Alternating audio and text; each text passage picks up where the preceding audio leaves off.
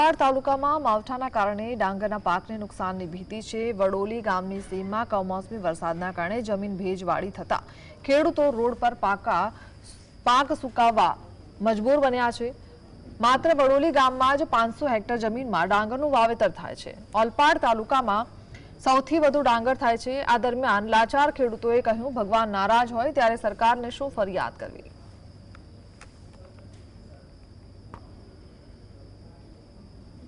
વીંગા હતો અને 25 વીંગામાંથી 15 વીંગાનો પાક તો એવો છે કે જે લઈ શકાય એમ નથી। જે આ ચક્રવાત જેવું અત્યારે જે વાવાઝોડા ટાઈપનું જે વાતાવરણ બનીને આવેલો વરસાદ અને એનાથી તકલીફ એટલી પારેવાર અમારા ખેડૂતને તો એવું જ થઈ ગયું છે કે દર વર્ષે જ આ તકલીફ। ગયા વર્ષે પણ આ જ પરિસ્થિતિ હતી અને શરૂઆત કરવાની ત્યારે પાછી આ જ પરિસ્થિતિ આવીને ઊભી થઈ ગઈ અમારા માટે।